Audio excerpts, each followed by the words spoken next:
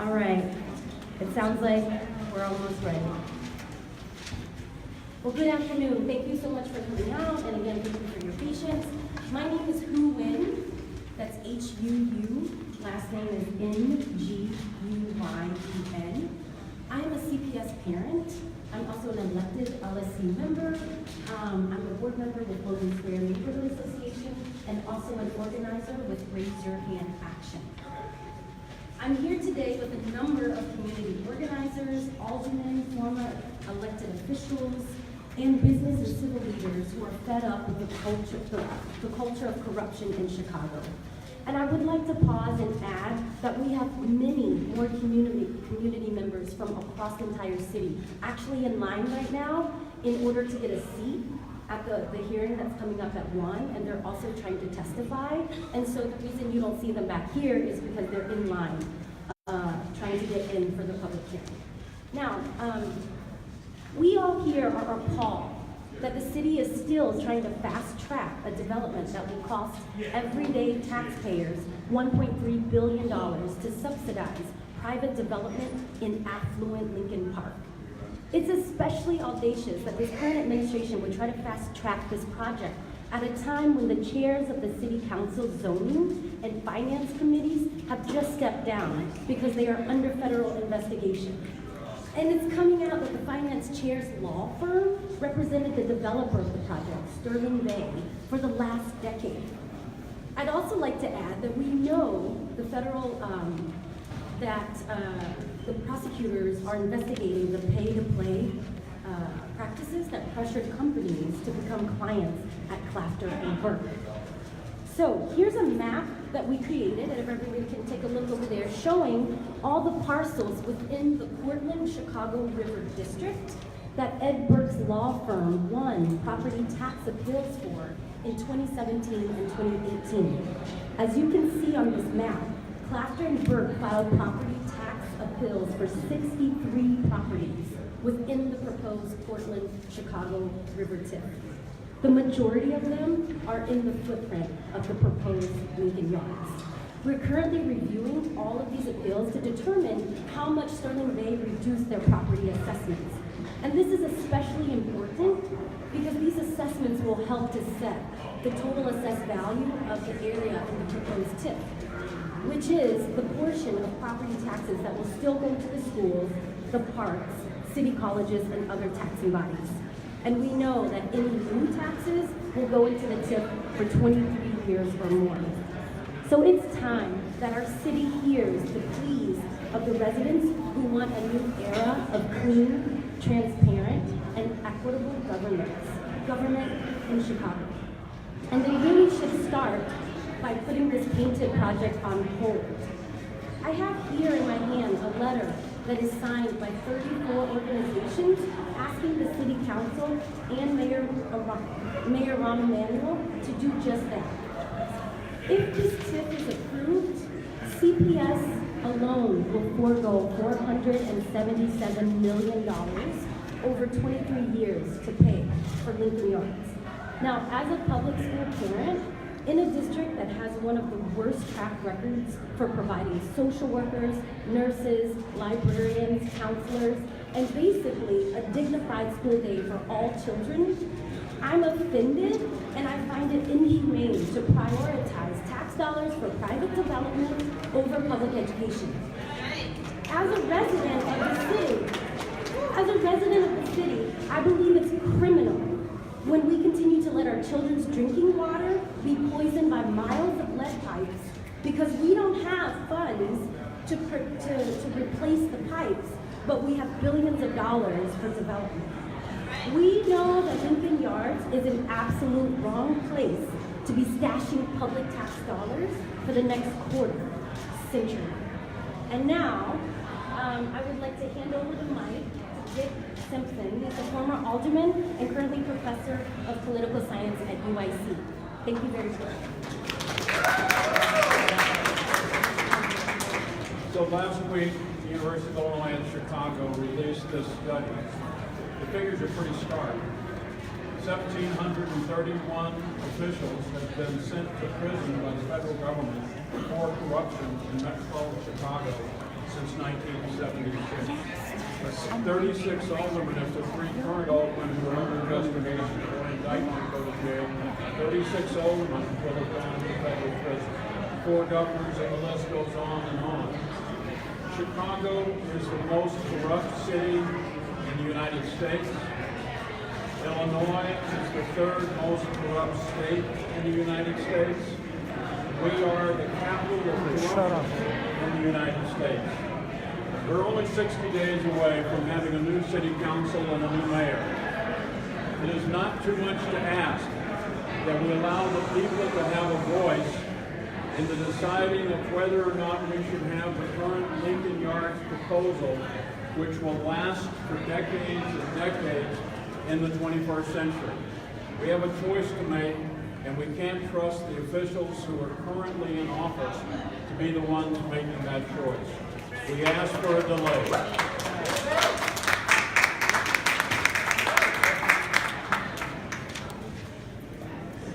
Thank you, Mr. Simpson, for laying out this decades of corruption in our city. Next up, we're going to have David Orr, who is the former alderman and the Cook County clerk.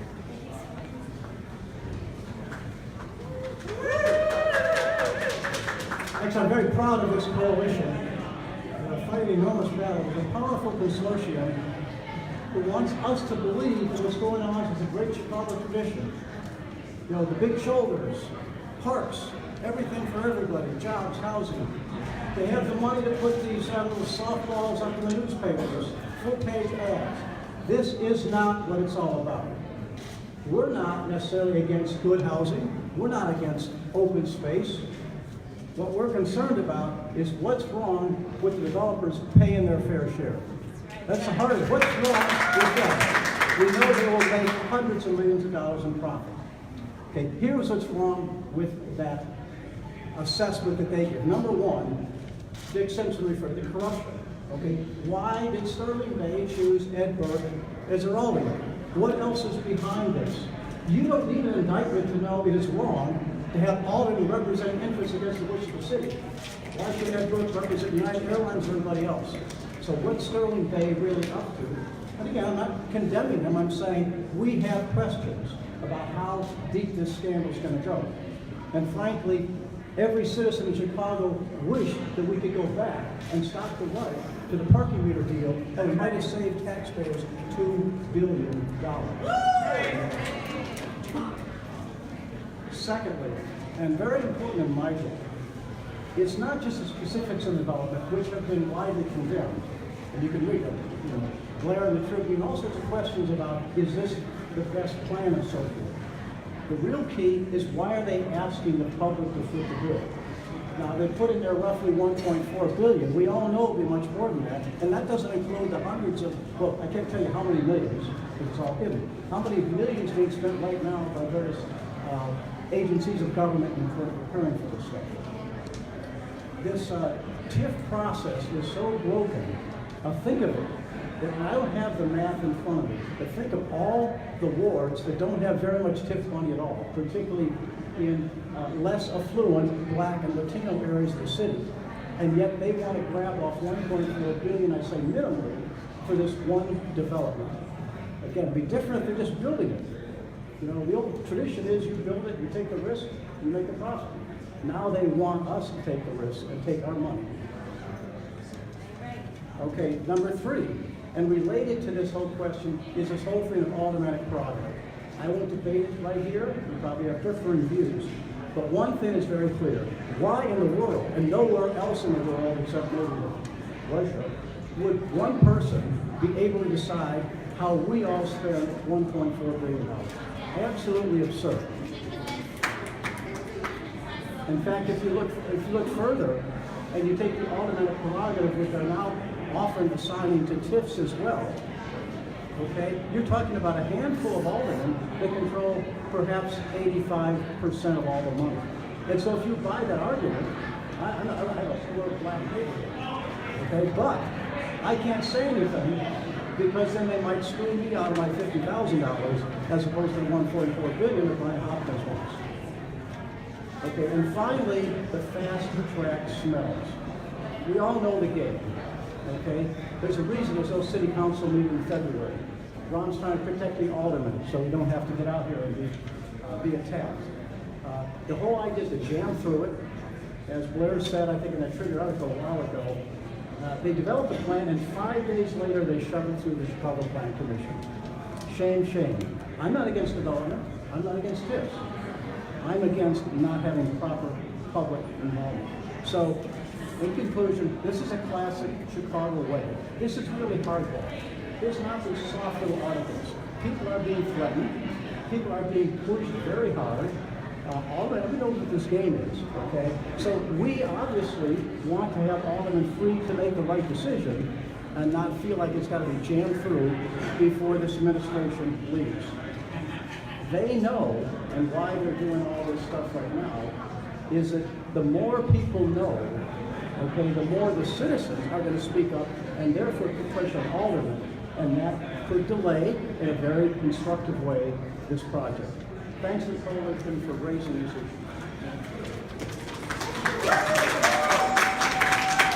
Thank you so much, Mr. Orr.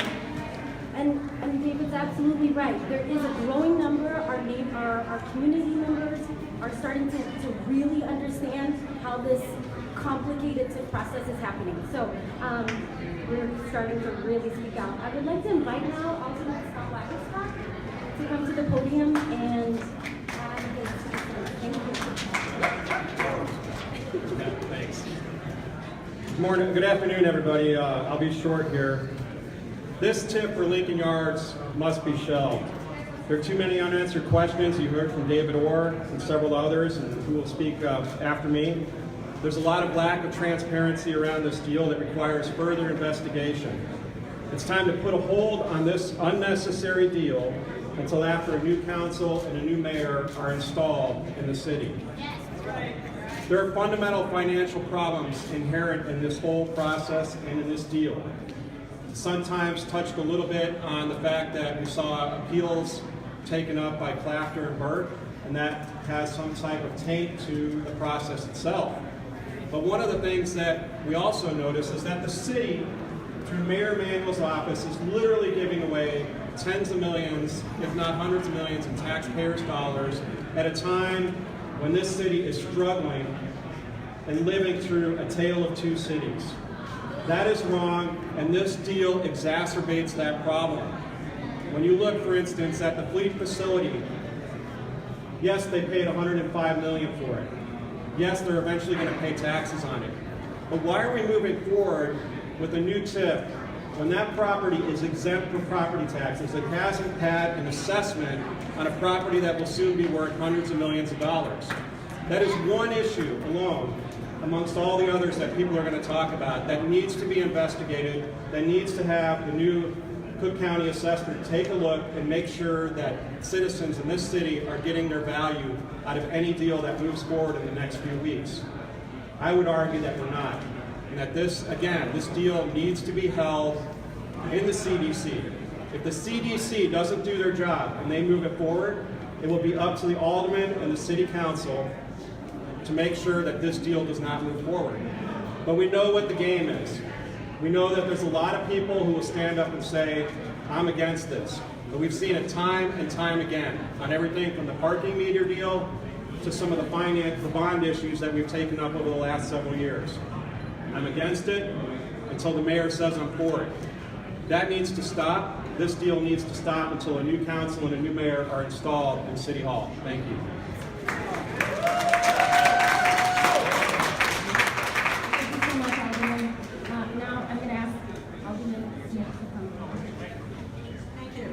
Thank you. I'm Alderman Michelle Smith from the 43rd Ward, immediately adjacent to this project.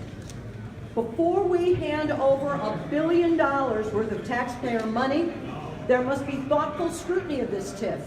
We need time, we need facts on the table, and we need to show the public that the largest TIF in Chicago history was not a rigged, done deal. There is no public information yet on how these TIF funds would be actually generated line by line, what the public benefit is, and at bottom whether the land on which this TIF sits has been fairly assessed in the first place. Alderman Scott Wagasback and I believe that the only right thing to do is that our Cook County Assessor Fritz Kagi be allowed to review the assessments on all 300 property index numbers in this TIF before this mega TIF is pushed forward. These properties were all assessed under the old Barrios regime, and some of the properties were represented for years by the law firm of Clafter and Burke, which was only recently fired by Sterling Bay in the midst of the scandal at City Council. Burke and Clafter convinced former Assessor Barrios, or the Board of Review, to lower the estimated value on at least 7 Sterling Bay properties. That decision slashed taxes on 7 properties, a total of 28%, and saved the developer $328,272 in property taxes for only a year, according to the Chicago Sun-Times. Think of what that figure is over 23 years of property that was formerly manufacturing and is now high-end development. Towards that end, Alderman Wagasback and I are right now moving to obtain the records on the history of the assessments of Lincoln Yards contained in this TIF district. We want to know how much the former assessor cut taxes on the other hundreds of properties in the proposed TIF district.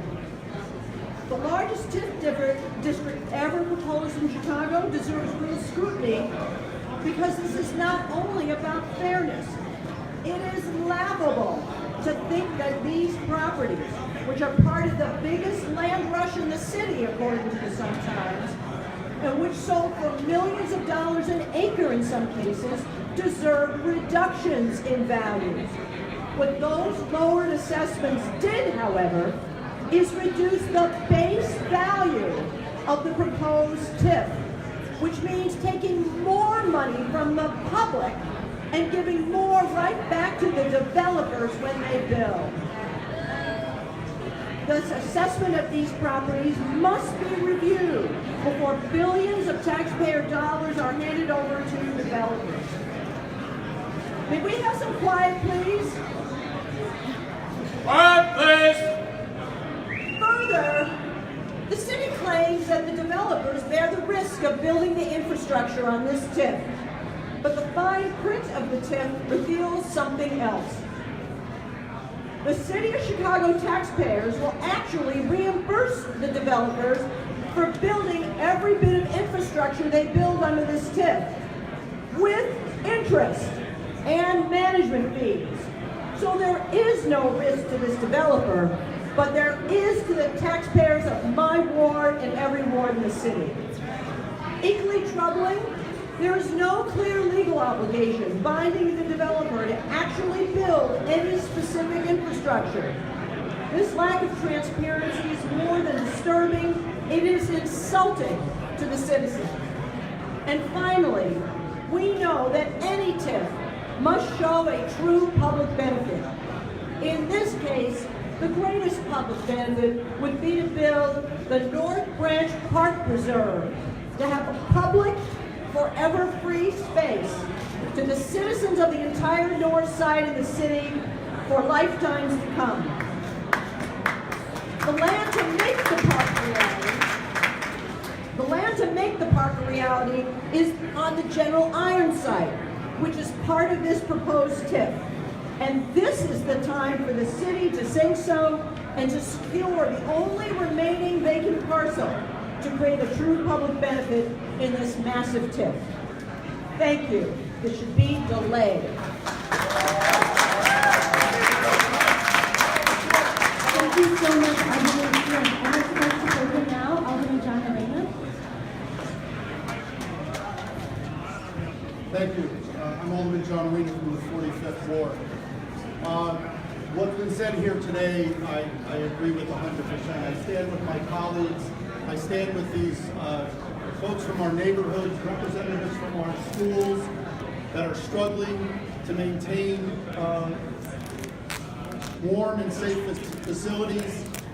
And we hear over and over again about TIFs don't drain from our schools. No, they just put the burden on folks who are not within the TIF. It's a shell game. It's enough.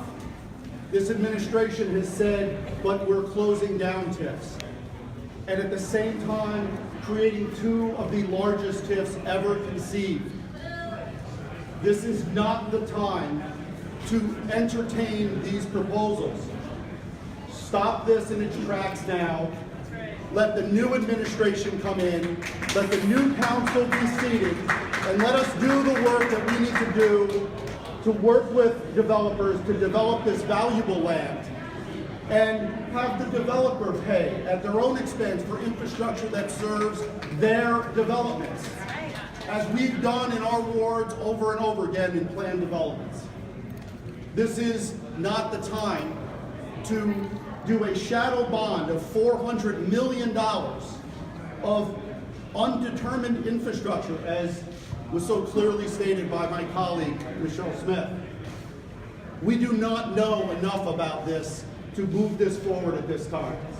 This administration needs to close down this line of reasoning that somehow they see as something expeditious to get something done. It is no surprise that development will happen on this valuable land. The increase in value created by zoning changes is creating an enormous amount of wealth that is going to be captured by these developers. I believe that we should create wealth for the taxpayers of this city, for the students that are in substandard facilities, with $3 billion worth of deferred maintenance in our schools. Let's not capture that value and sequester it for developers' paybacks.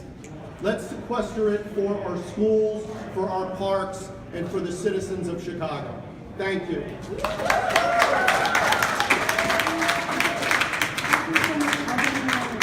At this moment, I'd like to call Alderman Maldonado to give a few words. Thank you. Thank you. I stand here with all of my fellow members of the City Council and this large coalition to stop this development. I think that it is incredible that the developers acquired this property with an assessment of 0. Even on the deep west side, a vacant lot has an assessed value of some value. And a minimum of at least $1,000, $2,000 for a single lot is paid for in the most lightest area in the city of Chicago.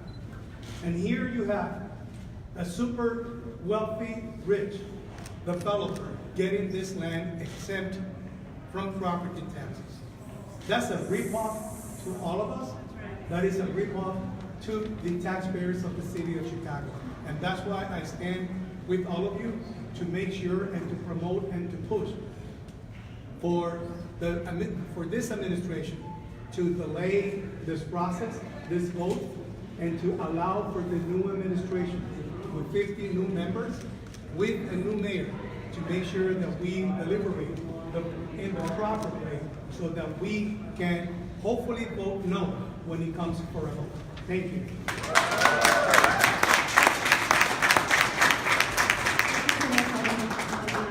At this time, I'd like to ask Juanita Irizarry to come to the podium to speak on behalf of Friends of the Park.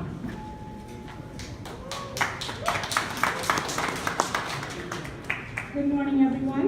My name is Juanita Irizarry, Juanita, Irizarry, Irizarry,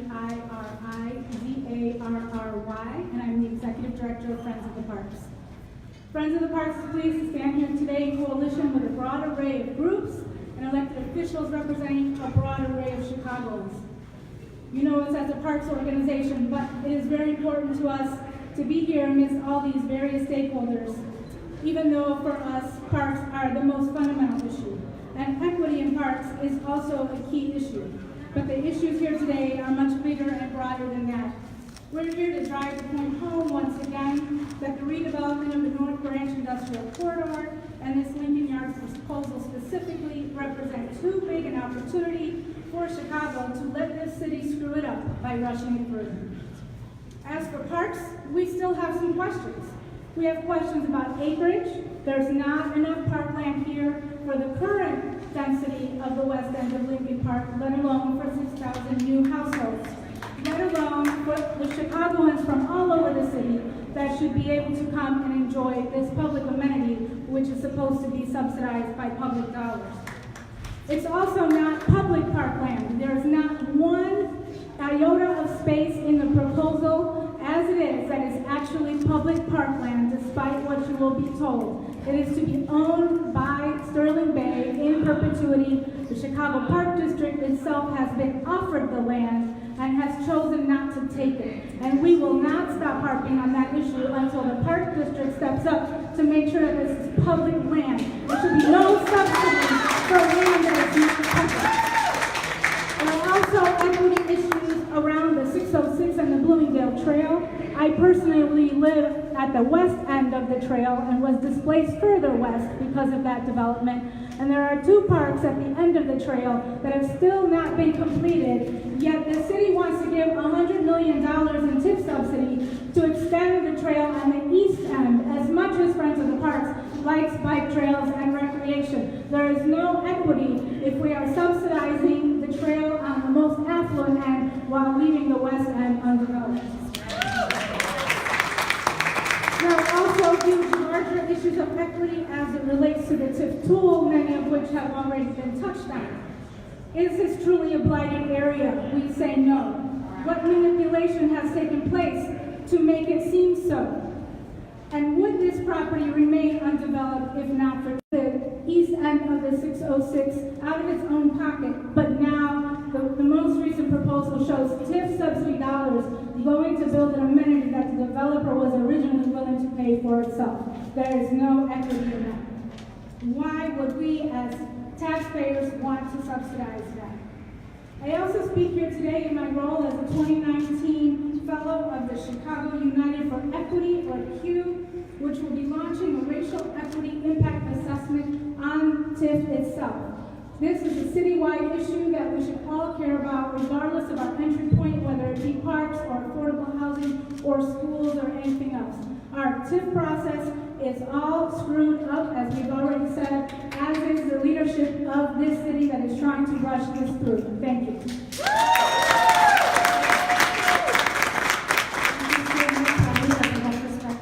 Next, I'd like to call Teresa Labastida. She's an LSNA, Logansport Neighborhood Association parent mentor, and an LSC member at Monroe. Good afternoon. My name is Teresa Labastida, Teresa, T-E-R-E-S-A, Labastida, L-A-B-A-S-T-I-D-A. I am a member of local school council and Monroe School, and a board member organized a local sport neighborhood association. In Logan Sport, all 7 of local aldermen have announced they will vote no in Lincoln Yards. That includes Moreno, Maldonado, Reboiras, Santiago, Waguespack, Mel, and Rosa. Why? Because neighborhood school parents are organized. We are volunteering in the classroom every day, and we know what the needs are. And we do not need a $477 million giveaway to a Lincoln Yards Mega TIF. Our children's school need more special teacher education and a quality bilingual education. Our children deserve art classes, music, a library, and after-school programs. All 15 aldermen should be voting no to this TIF because the only thing they are doing is throwing the future of our children in the trash. This project does not benefit low-income people like me. I guarantee you the only thing it will do is displace us. Raise our property taxes and keep our school without the funding our kids deserve. En Logan Square, cada uno de los 7 concejales han dicho públicamente que ellos votarán no al Mega TIF de Lincoln Yards. Estos incluyen Moreno, Maldonado, Reboiras, Santiago, Waguespack, Mel y Rosa. ¿Por qué? Porque los padres del vecindario estamos organizando juntos. Estamos trabajando como voluntarios en los salones de clases todos los días y sabemos cuáles son las necesidades en ellos. y no necesitamos regalar 477 mil millones al Mega TIF de Lincoln Yards. Las escuelas de nuestros niños necesitan recursos indispensables, como los 2 maestros de educación especial, educación bilingüe de calidad. Nuestros hijos merecen clases de arte, música, un maestro de librería, programas después de la escuela. No todos los 50 alumnos deberían estar votando no a este tipo de proyectos que lo único que están haciendo es tirar el futuro de nuestros hijos a la basura.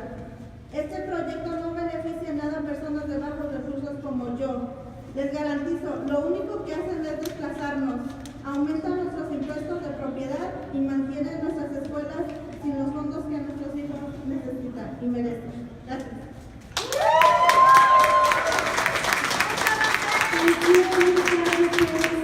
I'd like to call now Brianna Hampton. She is the Grassroots Collaborative Youth Leader. Come and take the podium.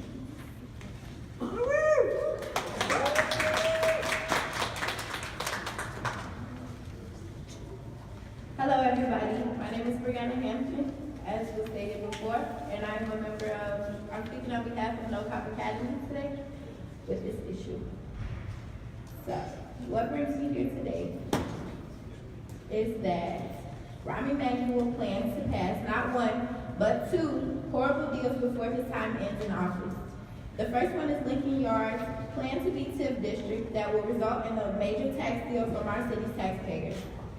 The second is the $95 million Cop Academy that 86% of West Garfield Park has shown disapproval for. To add context, Lincoln Yards is located near the Chicago River downtown on North Avenue. Prior to, Lincoln Yards held a fleet and facilities management site that was sold to Sterling Bay for a whopping $120 million in 2017.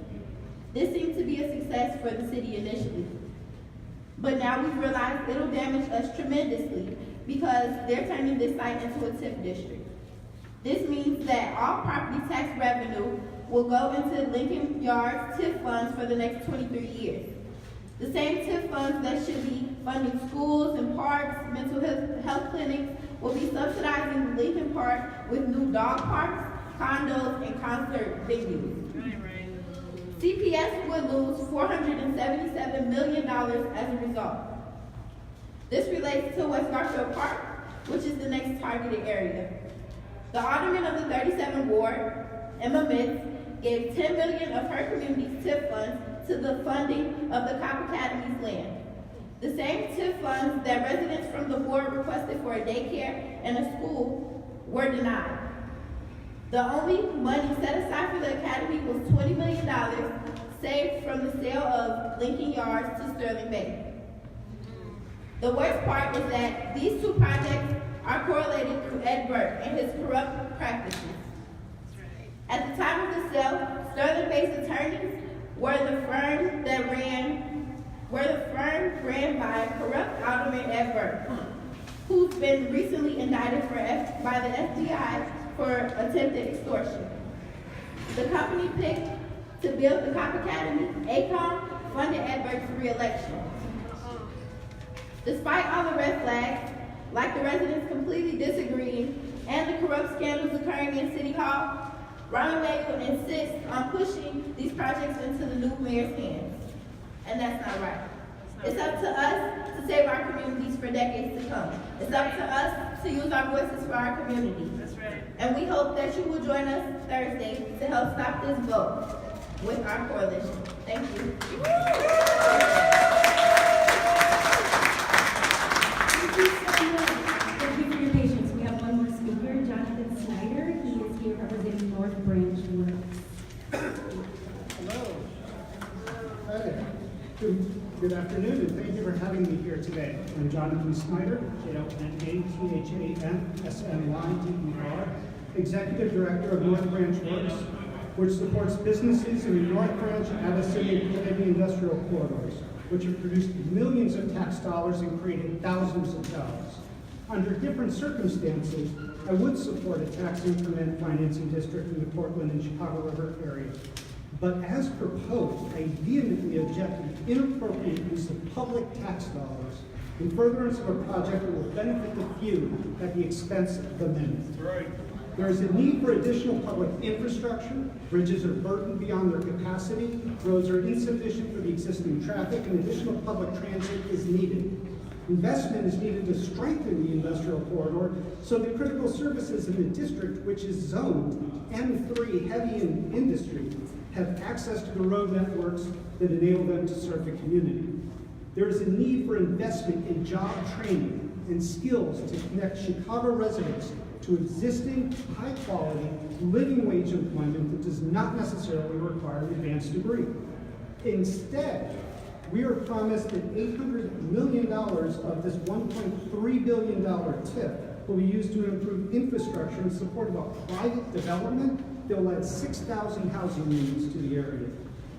TIF districts work when they fund non-residential improvements that do not have the same increase in costs as residential ones. They work when the benefits are used to help the population get job training that links with existing employment opportunities. In other words, TIF works for economic development, not to carve out a residential enclave from an area that has been a job creator for 100 years. If this TIF were being used to support the creation of living wage jobs that do not require an advanced degree, and set up office jobs that are beyond the reach of anyone without a college education, then it might make sense. If the TIF were being used to improve the existing infrastructure, which could help current businesses grow, then it might make sense. Sadly, as proposed, the Portland-Chicago TIF makes no financial sense to anyone who does not have a financial stake in the project. Thank you for your time.